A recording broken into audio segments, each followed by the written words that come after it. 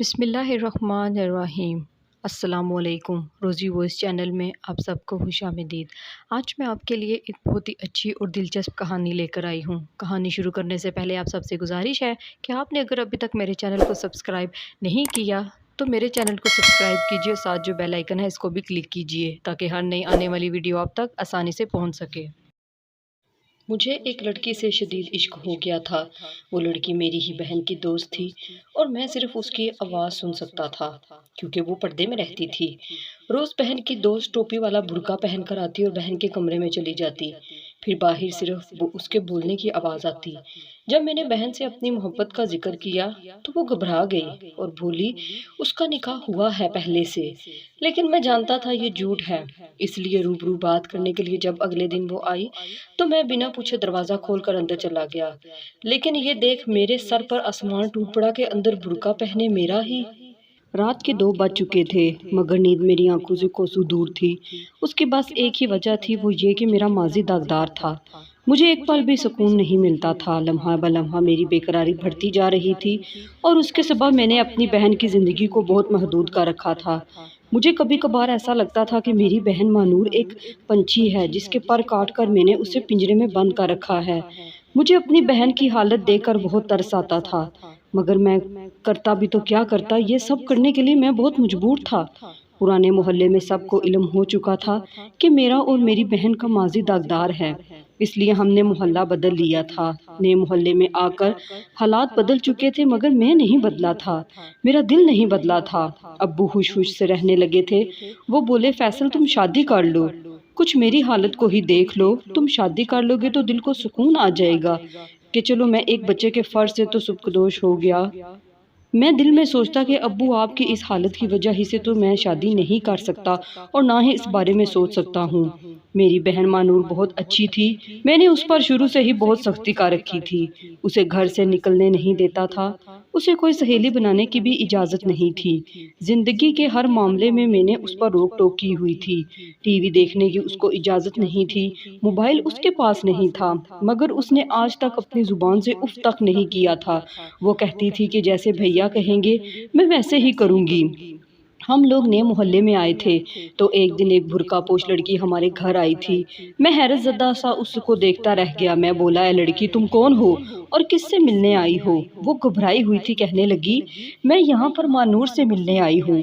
مجھے علم ہوا ہے کہ ہمارے محلے میں ایک نئی لڑکی آئی ہے، سوچا اس سے جا کر مل آؤں اور دوستی بھی کر لوں۔ مجھے اس کی بات سن کر بے انتہا غصہ آیا تھا۔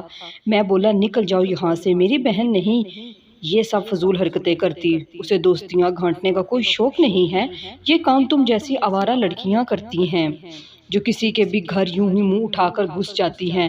نہ جانے کیسے ماں باپ ہیں جو روکتے ٹوکتے بھی نہیں ہیں۔ وہ لڑکی گھبرا کر واپس چلی گئی تھی تو میں بھی کام پر واپس چلا گیا۔ میری واپسی تقریباً رات 8 بجے ہوئی تھی۔ مجھے دیکھتے ہی ابو مجھ پر چڑھ دھوڑے تھے۔ وہ غصے سے بولے فیصل مجھے ایک بات بتا دو، مانور میری بیٹی ہے یا تمہاری؟ جب باپ میں ہوں تو اس کی زندگی کے فیصلے لینے والے تم کون ہوتے ہو؟ میں نے تمہیں 1000 بار کہا ہے کہ شادی کر لو، تمہارا دھیان بدل جائے گا، لیکن تم شادی بھی نہیں کرتے۔ مجھے سمجھ نہیں آتی تمہارے ساتھ مسئلہ کیا ہے؟ میں ایک دم سے حیران رہ گیا اور بولا کیا کہا آپ نے؟ آپ کو سمجھ نہیں آتی؟ آپ میری زندگی کے ہر واقعے کے چشمدید گواہ ہیں، آپ جانتے ہیں کہ میں کس عذاب سے گزرا ہوں، پھر آپ کو سمجھ کیسے نہیں آتی کہ میں شادی کیوں نہیں کر رہا؟ ابو بھی آج کافی غصے میں تھے۔ وہ کہنے لگے ٹھیک ہے تم نے شادی نہیں کرنی تو میری طرف سے تم بھاڑ میں جاؤ، مگر میری ایک بات کان کھول کر سن لو، آج کے بعد تم میری بیٹی پر بلا وجہ کی روک ٹوک نہیں کرو گے۔ آج تم نے جب سے اس لڑکی کو ڈانٹ کر گھر سے بھگایا ہے تب سے مانور نے رو رو کر اپنا برا حال کر لیا ہے۔ میں چپ کر گیا تھا، میں اپنے کمرے میں آ گیا۔ مجھے بے انتہا دکھ ہوا تھا کہ میری بہن روتی رہی، اس لیے میں نے سوچا کہ اب مزید اپنی بہن پر پابندیاں نہیں لگاؤں گا۔ صبح ہوئی تو وہ لڑکی پھر سے ہمارے گھر آ گئی تھی۔ اس کی چال ڈھال سے پتہ چل رہا تھا کہ وہ بہت گھبرائی ہوئی ہے۔ وہ جلدی سے مانور کے کمرے کی جانب بڑھ گئی۔ تب مانور باہر آئی اور بولی بھیا میری دوست صدف آپ سے بہت ڈرتی ہے، پھر وہ پردے کی بھی بہت پابند ہے، اس لیے آپ کبھی بھول کر بھی میرے کمرے کی جانب مت آئیے گا۔ میں نے سر ہلا دیا تو مانور اپنے کمرے میں واپس لوٹ چکی تھی۔ میں ایسے ہی کسی راہ چلتی لڑکی پر بھروسہ نہیں کر سکتا تھا۔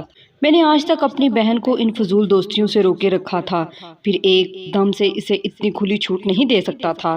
اس لیے جیسے ہی ابو اٹھ کر اپنے کمرے میں گئے تو میں مانور کے کمرے کے دروازے سے کان لگا کر کھڑا ہو گیا تاکہ یہ جان سکوں کہ میری بہن کی دوست کیسی ہے، اس کی صحبت بھی اچھی ہے یا نہیں۔ مجھے صدف کے بولنے کی آواز آ رہی تھی، وہ مانور سے کہہ رہی تھی کہ میں تو 5 وقت کی نماز پڑھتی ہوں، قرآن پاک ہر روز پڑھتی ہوں، تمہیں علم ہے کیا؟ استغفر اللہ کے کتنے فوائد ہیں؟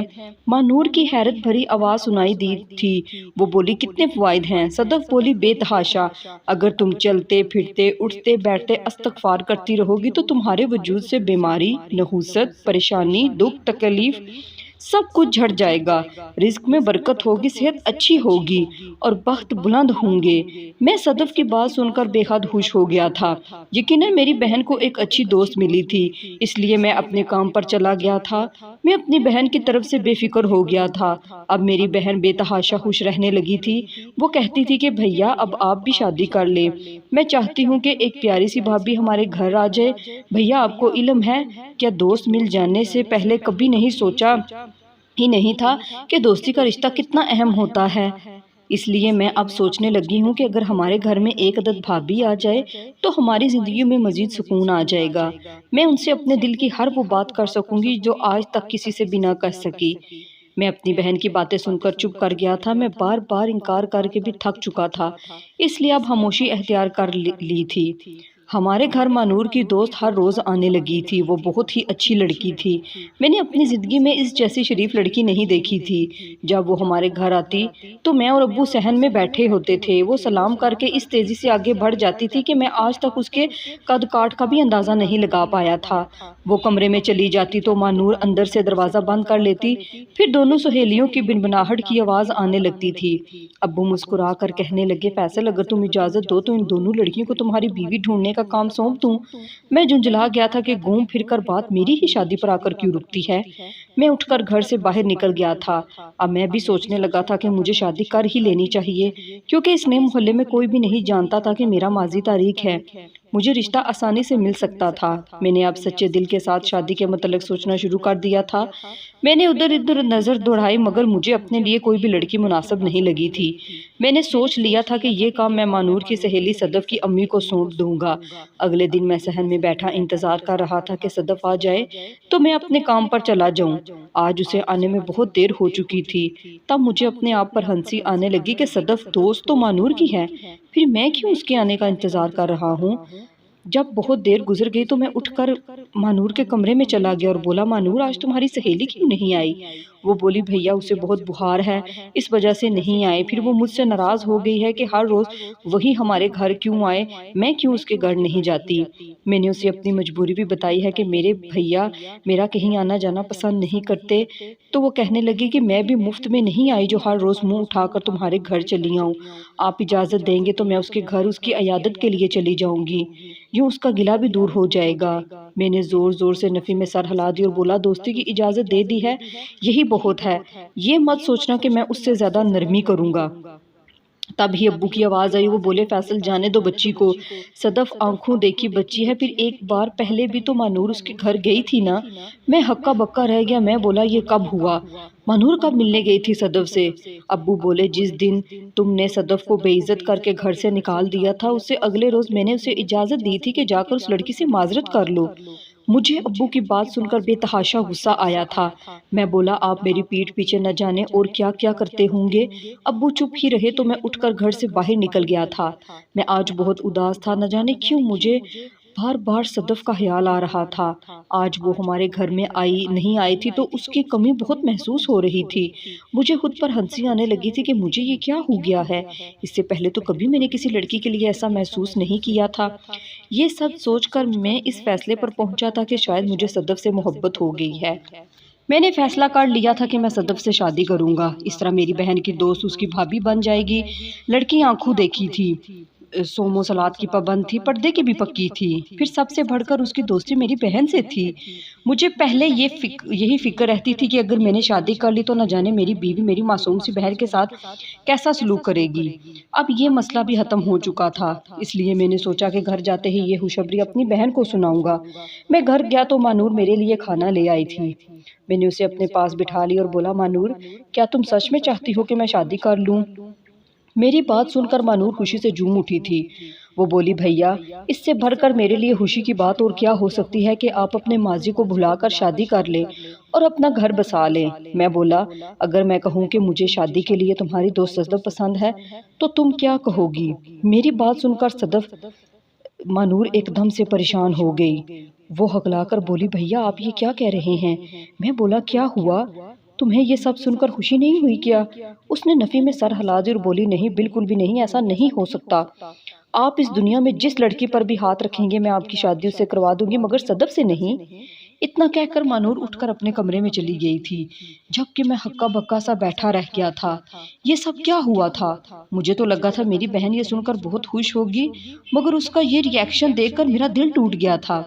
میں مانور سے خفا ہو گیا تھا، اس لیے میں نے اس سے بات کرنا چھوڑ دیا تھا، کیونکہ ایک طرف تو وہ ہر وقت میرے سر پر سوار رہتی تھی کہ بھیا شادی کر لے، اور آج جب میں نے اپنے منہ سے شادی کا نام لیا تو اسے سانپ سونپ گیا تھا۔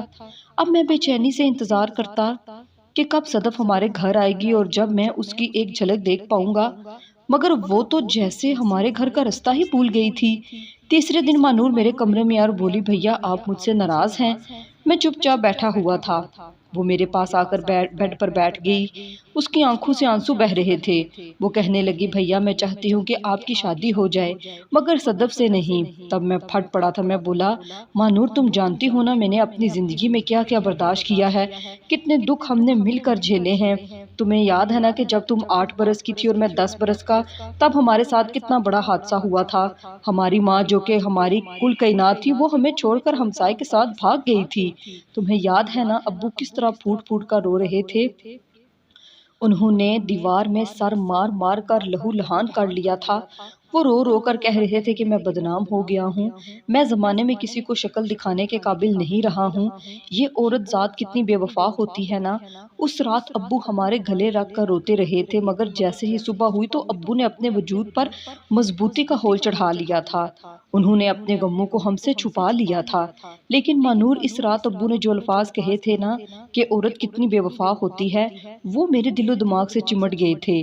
تمہیں یاد ہے نا تمہیں اور مجھے پرانا سکول بھی فقط اسی لیے چھوڑنا پڑا تھا کیونکہ لوگ ہمیں ہماری ماں کے کردار کے تانے دیتے تھے۔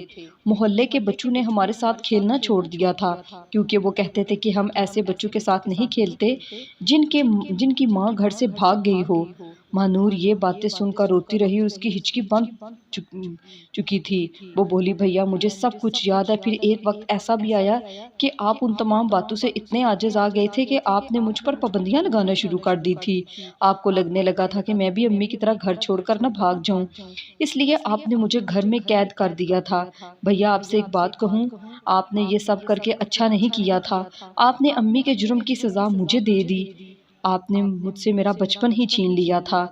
میرا دل مانور کی باتیں سن کر پھٹنے لگا تھا۔ میں بولا، ہاں مانور میں جانتا ہوں کہ میں نے غلط کیا، لیکن میں کرتا بھی تو اور کیا کرتا۔ مجھے ڈر تھا کہ کہیں تم بھی امی کی طرح گھر سے بھاگ نہ جاؤ، کہیں میں اور ابو زمانے بھر میں پھر سے رسوا نہ ہو جائیں۔ تمہیں پتا ہے کیا میں نے آج تک شادی کیوں نہیں کی؟ کیونکہ مجھے یہی خوف تھا کہ ایک دن میری بیوی بھی میرے بچوں کو چھوڑ کر اپنے عاشق کے ساتھ چلی جائے گی، پھر میرے بچوں کا بھی وہی حال ہوگا جو مانور اور فیصل کا ہوا۔ پرانے محلے میں کوئی بھی ہمیں عزت کی نگاہ سے نہیں دیکھتا تھا، ہر کوئی ہماری ہنسی اڑاتا تھا۔ یہ تو شکر ہے کہ ابو نے محلہ بدل لیا، نہیں تو میں پاگل ہو جاتا۔ اس محلے میں آ کر تم نے نئی سہیلی بنائی تو وہ مجھے اچھی لگنے لگی۔ اس کی طرف دیکھ کر دل یہی گواہی دیتا ہے کہ کم از کم وہ مجھے دھوکہ دے کر فرار تو نہیں ہو جائے گی نا۔ اب بولو مانور، تم کیوں میری شادی اپنی سہیلی سے نہیں کرنا چاہتی؟ وہ جذبات میں بہہ کر بولی، کیونکہ اس شادی کی اجازت اسلام نہیں دیتا۔ میں مانور کی بات سن کر ایک دم سے ٹھٹک گیا تھا۔ میں بولا، کیا مطلب ہے تمہارا؟ وہ گھبرا گئی اور بولی کہ صدف کا نکاح تو ہو چکا ہے، اس لیے آپ اس کے ساتھ شادی نہیں کر سکتے۔ اتنا کہہ کر مانور اٹھ کر اپنے کمرے میں چلی گئی تھی، مگر مجھے اس کے انداز سے اس بات کا علم ہو چکا تھا کہ وہ جھوٹ بول رہی تھی۔ میں نے دل میں ٹھان لیا تھا کہ جیسے ہی صدف ہمارے گھر آئے گی میں اس کے سامنے اپنا پروپوزل رکھ دوں گا۔ اس کا انتظار کرتے کرتے ایک ہفتہ گزر چکا تھا مگر وہ نہیں آئی تھی۔ میں بجھ سا گیا تھا۔ ایک دن میں یوں ہی بیٹھا تھا جب صدف ہمارے گھر آ گئی تھی۔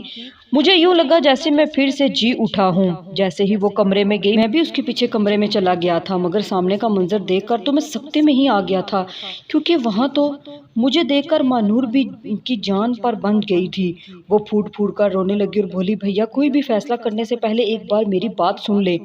دراصل میں نے ساری زندگی تنہا ہی گزاری تھی، اس لیے میں دوستی جیسے رشتے کے لیے ترس رہی تھی۔ ہم نئے محلے میں آ گئے مگر یہاں آ کر میری اداسی مزید بڑھ گئی تھی۔ ایک دن میں کپڑے دھو کر چھت پر ڈالنے گئی تو وہاں مجھے ایک لڑکا نظر آیا۔ وہ پتنگ اڑا رہا تھا۔ اسے میں نظر آئی تو اس نے ہائے کا اشارہ کیا تھا۔ مجھے یہ لڑکا بالکل بھی اچھا نہیں لگا تھا، اس لیے میں نیچے آ گئی۔ اب میں جب کپڑے اوپر ڈالنے جاتی تو وہ لڑکا مجھے سلام کا اشارہ کرتا۔ ایک دن اس نے میری جانب پتھر اچھال دیا۔ اس پر ایک کاغذ لپیٹا ہوا تھا جس پر لکھا ہوا تھا کہ تم بہت خوبصورت ہو۔ یوں مجھے بھی وہ لڑکا اچھا لگنے لگا تھا۔ ایک دن میں نے ایک مکمل خط لکھ کر اویس کی جانب پھینک دیا تھا۔ میں نے اس خط میں اپنی زندگی کے تمام حالات بتا دیے، اپنا غم، اپنی تنہائی کے بارے میں اسے بتا دیا تھا۔ اس لیے اگلے دن اویس برقع پہن کر ہمارے گھر آ گیا تھا اور زنانہ آواز میں بات کرنے لگا، مگر بھیا آپ نے اسے گھر سے بھگا دیا۔ اگلے دن ابو نے مجھے اجازت دے دی کہ میں اپنی سہیلی کو جا کر منا لوں۔ وہ نہیں جانتے تھے کہ برقعے میں صدف نہیں اویس ہوتا ہے۔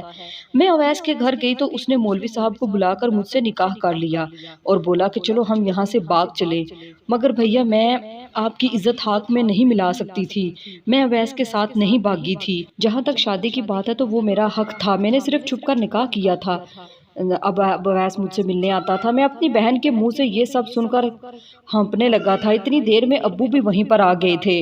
انہوں نے مانور کے سر پر ہاتھ پھیر دیا اور بولے، میری بیٹی میں تمہارا احسان مند رہوں گا کہ تم نے اس نئے محلے میں ہمیں رسوا ہونے سے بچا لیا۔ میں ناراض تھا مگر کچھ کہہ نہیں سکتا تھا۔ ابو نے سادگی سے ہی مانور کی رخصتی کر دی تھی۔ ایک دن اویس اور مانور ہمارے گھر آئے تھے۔ مانور نے ایک لڑکی کی تصویر مجھے دکھائی تھی۔ وہ کہنے لگی، بھیا یہ لڑکی بہت اچھی ہے، بالکل ویسی ہی جیسی اویس نے بننے کا ڈھونگ رچایا تھا۔ مجھے امید ہے کہ اگر آپ نے اس لڑکی سے شادی کر لی تو آپ کی زندگی جنت بن جائے گی۔ میں بولا، میں یہ شادی نہیں کر سکتا۔ تب ابو غصے میں آ کر بولے، اپنی بکواس بند کرو، بس ہو گیا، اب بہت ہو گیا، اب نہیں چلے گا یہ سب، میں تمہاری شادی کر کے رہوں گا۔ ابو نے ہاں کر دی۔ مانور اور اویس نے مل کر سارے انتظامات کیے اور یوں میری شادی کر دی گئی۔ میری بیوی نمرہ بہت اچھی لڑکی ہے، وہ مجھ پر جان نچھاور کرتی ہے، میں بھی اسے چاہنے لگا ہوں۔ مجھے ایک خوف ہے جو میرے وجود سے چمٹ گیا ہے، اگر یہ مجھے چھوڑ کر چلی گئی تو میں کیا کروں گا؟ وہ تو میری ماں تھی، وہ مجھے چھوڑ کر چلی گئی تو میں اپنی بیوی پر کیسے بھروسہ کر سکتا ہوں؟ لیکن جوں جوں وقت گزرتا جا رہا تھا میری بیوی مجھے خود پر یقین دلانے میں کامیاب ہو رہی تھی۔ میری زندگی جنت بننے لگی ہے۔